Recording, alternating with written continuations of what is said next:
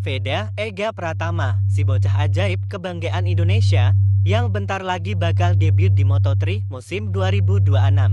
Dan yang bikin makin seru, ada cerita spesial di balik pemilihan nomor balapnya, nomor 9. Bukan sembarangan nomor, ada inspirasi dari salah satu legenda terbesar MotoGP dunia. Dan tak hanya itu, kita juga bahas kelas balik bagaimana perjalanan race terakhirnya penuh dengan adrenalin, dan gimana debut tes Moto3 di Jerez bikin banyak orang termasuk pembalap Eropa mulai gelisah. Siapa sih anak Indonesia yang langsung ngegas di posisi 8 ini?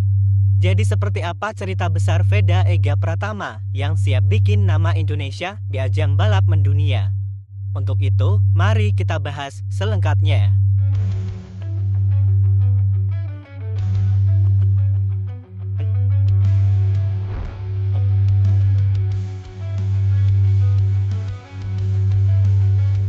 Musim balap internasional 2025 akhirnya tuntas, dan Vega Ega Pratama menutup perjalanan panjangnya di Eropa dengan catatan yang bikin bangga.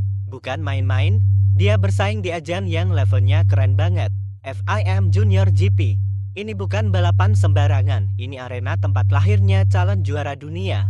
Musim ini Veda finish top 10 klasemen FIM Junior GP dengan 70 poin. Dan yang bikin Indonesia makin melambung, dia berhasil 6 kali berturut-turut finish di top 10. Rekor baru buat pembalap Indonesia di ajang ini.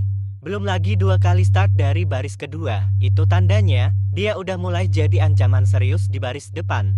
Tapi perjalanan gak selalu mulus ya. Ada momen Veda sempat crash juga. Dan itu wajar banget di dunia balap. Kalau nggak jatuh, kadang justru nggak tahu batas kemampuan motor dan rider sampai mana. Crash itu bagian dari leveling up. Yang jelas, peningkatan Veda musim ini kelihatan banget. Dia makin pede, makin kencang, makin matang sebagai pembalap. Dan semua pengalaman pahit manis itu bakal jadi bekal berharga waktu dia naik ke Moto3 tahun depan bareng Honda Tim Asia. Kata Veda sendiri, saya harus terus belajar setup motor dan gaya balap. Terima kasih Astra Honda dan semua yang sudah mendukung. Kalimat sederhana, tapi kelihatan jelas ini baru permulaan.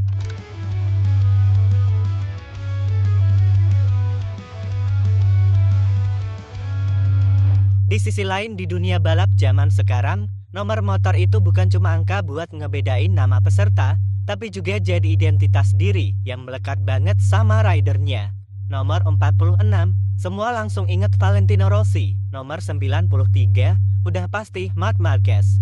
Itu bahkan kayak merek dagang mereka di lintasan. Nah, Veda Ega Pratama juga punya cerita sendiri soal nomor balap.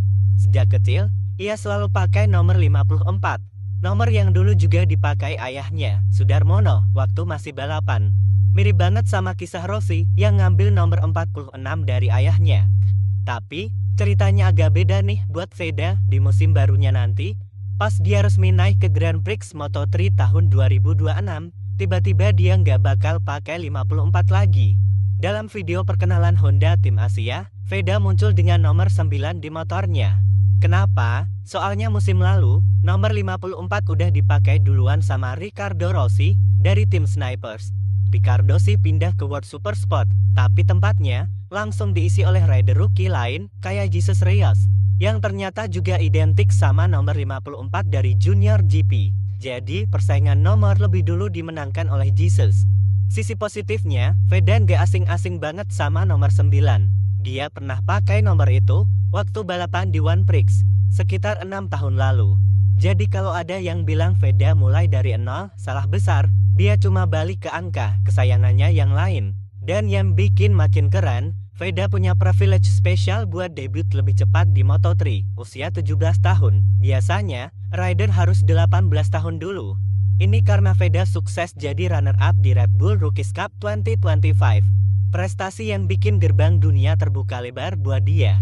Kata Veda, dari kecil mimpi saya jadi pembalap dunia, dan sekarang akhirnya kesampaian. Seolah mengikuti jejak idolanya, Rossi dari nomor yang punya arti keluarga, hingga naik ke ajang Grand Prix di usia muda. Veda kayak lagi nulis versi Indonesia dari kisah legenda. Bedanya, ini bukan cerita tentang Rossi kecil di Italia, tapi tentang anak Garuda nomor 9 yang siap terbang tinggi mendunia.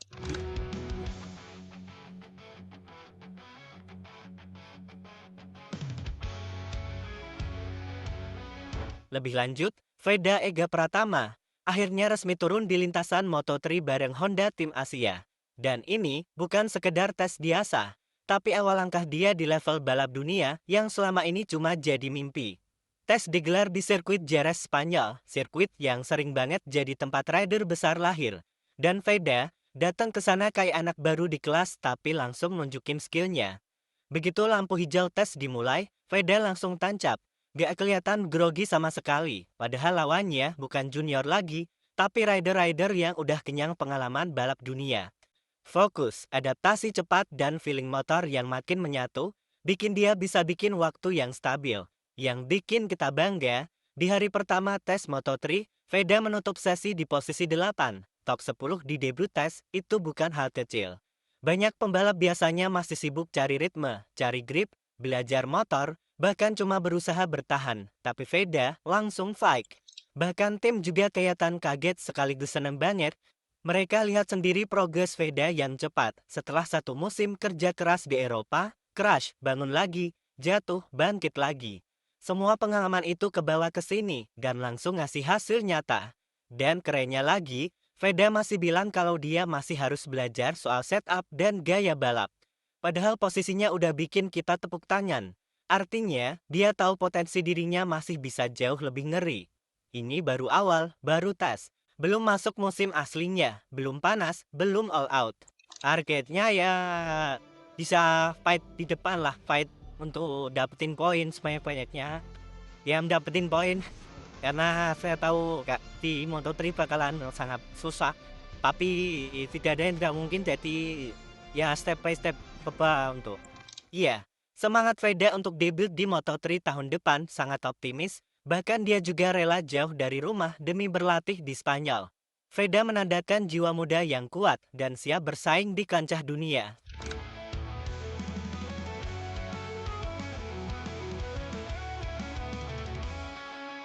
Pada intinya, perjalanan Veda Ega Pratama tahun ini tuh udah kayak film action lengkap. Ada perjuangan, ada jatuh bangun, ada prestasi yang bikin bangga.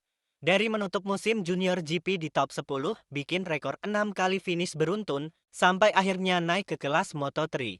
Pilihan nomor balap pun punya cerita seru, dari 54 warisan sang ayah yang mirip dengan kisah Valentino Rossi, sampai akhirnya Veda pakai nomor 9, nomor yang juga punya sejarah sendiri dalam perjalanan balapnya. Identitas baru di level dunia. Dan debut tes Moto3 langsung kasih kejutan. Finish posisi di 8 terbaik di antara para rider yang udah lebih dulu punya nama. Bukan cuma adaptasi, tapi langsung nunjukin kalau Indonesia datang buat bersaing, bukan sekedar numpang lewat. Sekarang tugas kita sebagai penonton jelas. Siap dukung bareng-bareng, siap bangga bareng-bareng. Karena perjalanan Veda baru banget dimulai. Bocah asal Indonesia ini udah masuk panggung dunia. Dan Moto3 bakal jadi saksi bahwa mimpi yang dikejar serius akhirnya jadi nyata.